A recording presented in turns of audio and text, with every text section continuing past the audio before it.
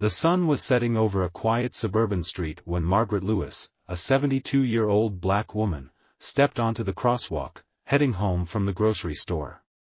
She walked carefully, her frail hands gripping the handles of her small cart. Suddenly, the screech of tires pierced the air. A silver luxury sedan sped toward her, showing no sign of stopping. Before she could react, the car slammed into her side, sending her sprawling onto the pavement. Groceries spilled across the road, apples rolling, a carton of eggs splattering. Margaret gasped for breath, pain radiating through her hip and shoulder. A few bystanders rushed forward, but before anyone could help, the driver stepped out. He was a tall, muscular white man in his late 30s, dressed in an expensive suit. "Are you serious?" he scoffed, staring down at her. "Old folks like you shouldn't be on the road. What are you, blind?" Margaret winced, trying to push herself up. "I had the right of way," she said weakly. The man laughed. "Right of way? Lady, I drive a car worth more than your whole life. Maybe next time, I won't stop at all." People around them gasped at his words. A young woman pulled out her phone and began recording. A security guard from a nearby store hurried over. "Sir, we need to call an ambulance," he said. The man rolled his eyes. "She looks fine to me. Probably just faking it for sympathy." He turned back to Margaret and sneered. "Maybe if you had better insurance, you wouldn't be laying on the ground like that." Margaret closed her eyes, breathing through the pain. She knew she had to stay calm. But she also knew, this man had just made the biggest mistake of his life. A crowd had gathered around Margaret as she lay on the pavement, wincing in pain. The young woman recording the scene stepped forward. "Did you just hit an elderly woman and then make fun of her?" she asked, disgust evident in her voice. The man scoffed, running a hand through his neatly styled hair. "Oh, give me a break. She walked right into my car. Probably looking for a lawsuit or something." The bystanders murmured in anger. A man in a mechanic's uniform shook his head. "I saw everything, buddy. You didn't even slow down." Another woman, holding a toddler in her arms, spoke up. "And instead of checking if she's okay, you're standing here insulting her? What kind of person does that?" The man smirked. "The kind of person who doesn't waste his time on people who don't matter." The crowd gasped. The security guard's expression hardened. "You need to stay here until the paramedics and the cops arrive." The man rolled his eyes. "Oh please. You think I'm scared of some rent-a-cop? I have places to be." He turned to walk back toward his car, but a firm hand on his shoulder stopped him. An older black man, dressed in a business suit, had stepped in.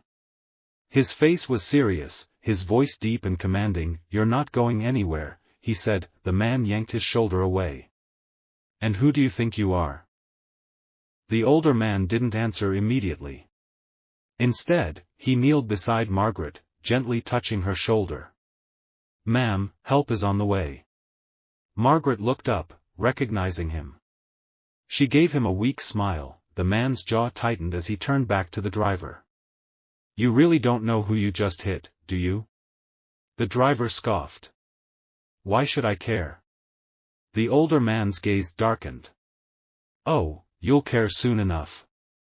The sound of sirens echoed in the distance. The crowd remained tense as the security guard and the older man kept the driver from leaving. Margaret, still on the ground, tried to sit up, but the pain in her hip was sharp. "Ma'am, don't move," the young woman who had been recording said. "The paramedics will be here any second." The driver scoffed. "This is ridiculous. It was just a little bump. I barely touched her." A middle-aged woman with glasses glared at him. "We all saw it. You hit her and laughed about it. And you don't even care that she might be seriously hurt." The man smirked. "What's the worst that could happen?" "She's just some," he stopped himself, but the crowd caught on. His racism was clear. A few people gasped, and the tension thickened. Before anyone could respond, 2 police cars pulled up, followed by an ambulance. 2 paramedics jumped out, hurrying to Margaret's side. One of them, a black woman in her 40s, immediately checked her vitals. "Ma'am, can you tell me where it hurts?" she asked gently. "My hip, and my shoulder," Margaret said, wincing. The paramedic nodded and looked at her partner. "Possible hip fracture. Let's get her stabilized." Meanwhile, 2 officers, a white man and a Hispanic woman, approached the scene. The male officer, Officer Grayson, eyed the driver. "Sir, are you the one who hit this woman?" The driver scoffed. "It was an accident, she walked right in front of me." The Hispanic officer, Officer Ramirez, turned to the crowd. "Did anyone see what happened?" Several hands shot up. The young woman with the phone stepped forward. "I recorded everything. He hit her, then insulted her and tried to leave." Officer Ramirez took the phone, watching the footage. Her jaw tightened. She turned to the driver. "Sir, I need you to step aside while we review this." The driver laughed mockingly. "Oh, come on. What's the big deal?" "She's just some old," the older black man cut him off. His voice was cold. "Choose your next words very carefully." The driver sneered. "And why's that?" The older man's eyes narrowed. "Because the woman you just hit is the mother of a United States senator." The driver's smirk disappeared instantly. The arrogant smirk vanished from the driver's face. He blinked in disbelief, looking down at Margaret as if seeing her for the first time. "What did you just say?" he stammered. The older black man, standing tall, folded his arms. His voice was calm but carried undeniable authority. "You heard me. The woman you just hit, insulted, and tried to leave on the ground, is Senator Jonathan Lewis's mother." Murmurs spread through the crowd. A few people gasped. The young woman recording whispered, "No way." The driver swallowed hard. His bravado wavered. "You're lying," he said, though his voice lacked confidence. Margaret, still wincing from pain, managed a tired smile. "He's not lying," she said softly. "My son is Senator Lewis." The driver took a step back. His mind raced. He knew who Senator Lewis was, one of the most respected politicians in the country.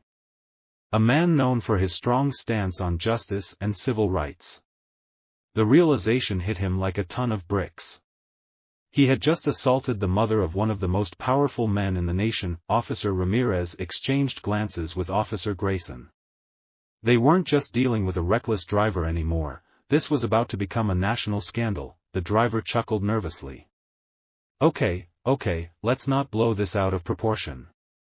It was an accident. I wasn't trying to hurt anyone." The older man narrowed his eyes. "An accident? Maybe. But the way you mocked her afterward? That was no accident."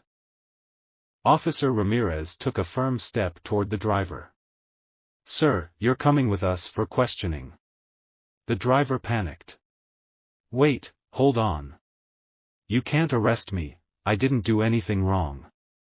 Officer Grayson spoke firmly. "Sir, we have multiple witnesses and video evidence. You hit an elderly woman and attempted to flee the scene. That's a crime." The driver turned to Margaret, desperation creeping into his voice. "Look, ma'am, I didn't know who you were. I didn't mean any harm." Margaret met his eyes, her expression unreadable. "So if I wasn't the mother of a senator, you wouldn't care?" The driver had no answer. His silence spoke volumes. The weight of Margaret's words hung heavy in the air. The driver opened his mouth to respond, but no excuse seemed strong enough to undo what he had just done. Officer Ramirez pulled out her handcuffs. "Sir, turn around. You're being detained for reckless driving and leaving the scene of an accident." The driver's eyes widened in panic. "Wait, no, this is crazy. I can't get arrested." He looked at the crowd, searching for sympathy, but all he found were cold, disapproving stares. The young woman with the phone crossed her arms. You weren't worried about consequences when you were making fun of her a few minutes ago. Just then, the paramedics carefully lifted Margaret onto a stretcher. She winced but remained composed. The older black man leaned down. "I'll call Jonathan," he said softly. Margaret nodded. "Tell him not to make a fuss. Let the law handle it." The driver's head snapped up. "Wait, no. You don't have to call him." His voice cracked with fear, but the older man was already dialing. The phone rang once before a strong, commanding voice answered. "Hello?" The older man didn't hesitate. "Jonathan, it's about your mother." The shift in tone on the other end was immediate. "What happened? Is she okay?" "She was hit by a car." Silence. Then a sharp inhale. "Where is she?" "Paramedics are taking her to the hospital now. She's conscious, but she's in pain. The guy who hit her, well, he's not exactly remorseful." Another pause. When Senator Lewis spoke again, his voice was calm, but there was a dangerous edge to it. "I'm on my way." The driver's face turned pale as he watched the older man hang up. You didn't have to do that," he stammered. "It was just an accident." The older man gave him a long, measured look. "You weren't sorry when she was just another black woman on the ground.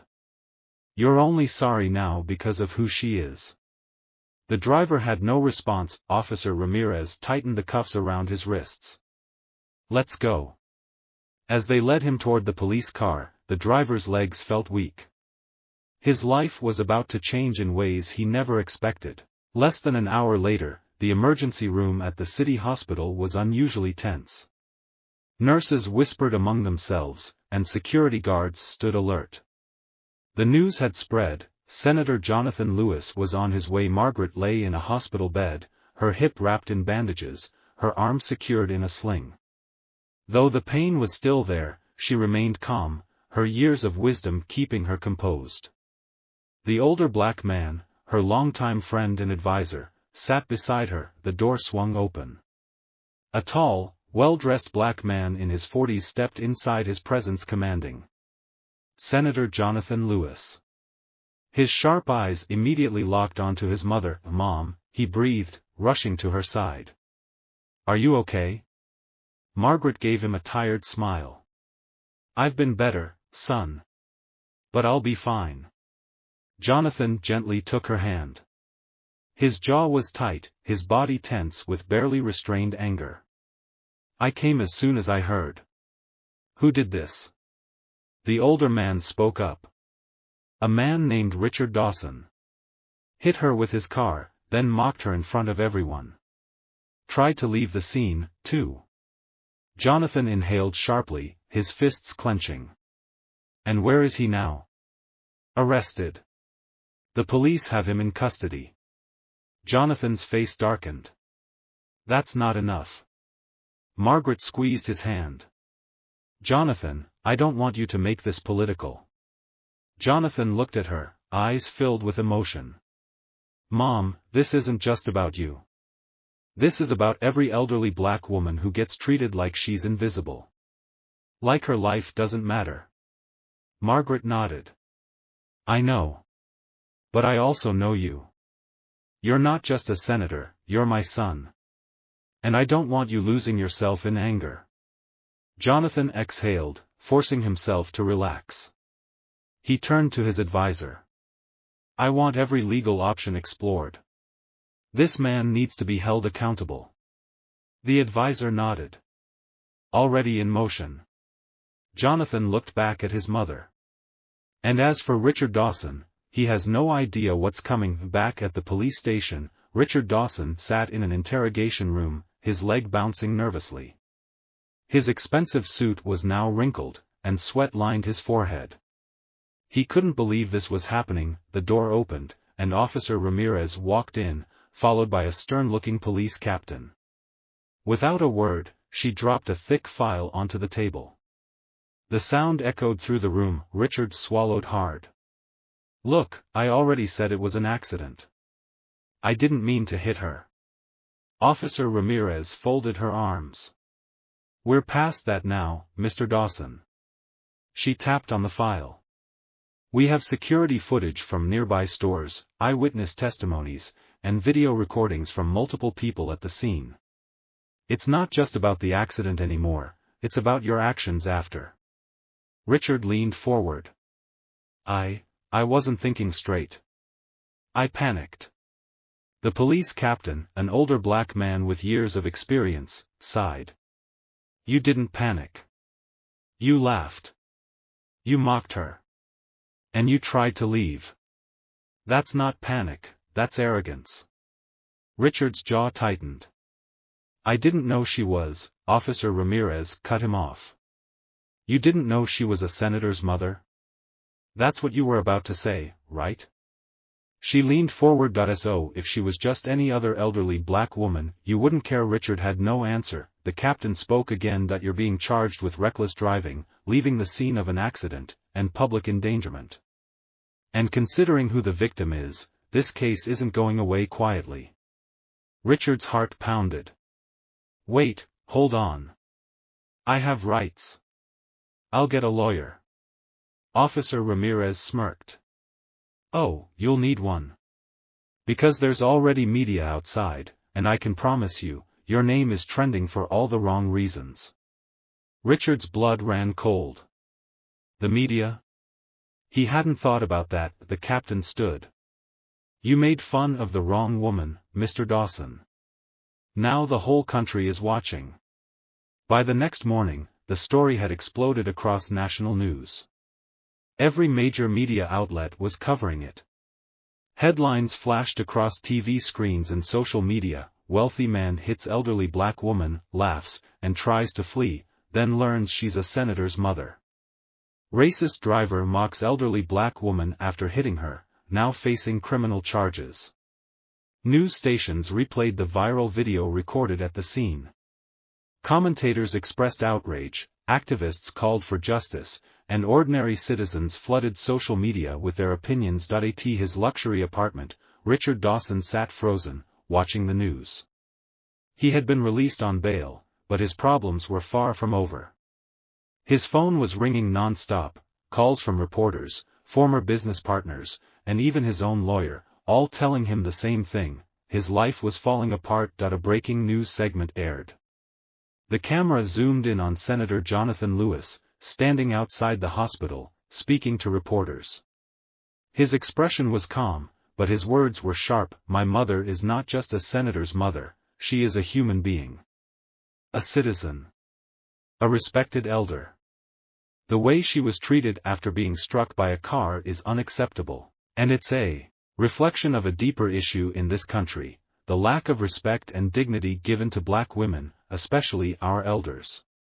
The crowd of reporters nodded, taking notes as he continued. Mr.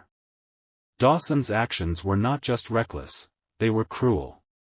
And I assure you, my family will be pursuing every legal avenue to hold him accountable. Richard's stomach twisted. This wasn't just a legal issue anymore, it was personal, political, and national. His name was being dragged through the mud, and there was nothing he could do to stop it. Then, his phone buzzed with a new notification.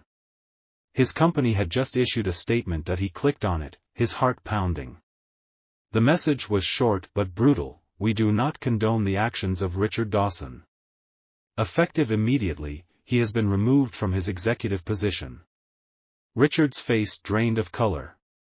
His career, his entire reputation, was crumbling before his eyes. Richard Dawson stared blankly at his phone screen. His company, the one he had built his career on, had just disowned him. The weight of reality crushed him. A new message popped up. From his lawyer: call me. We have a major problem. Richard immediately dialed. Tell me you can fix this, he said before his lawyer could even speak. The voice on the other end was grim. Richard, you don't get it. You're toxic right now. You've lost your job, your sponsors, and the DA is considering additional charges. Richard's breath hitched. Additional charges? For what? The lawyer sighed. The senator is pushing for the harshest penalties possible, they might upgrade your charges to include a hate crime enhancement. Richard shot up from his couch. A hate crime? That's insane. I didn't even know she was related to a senator. The lawyer's voice was cold. Doesn't matter. You hit an elderly black woman, mocked her, and tried to flee. The way it looks? You didn't just hit her, you dehumanized her. And with this much media attention, the DA won't go easy on you.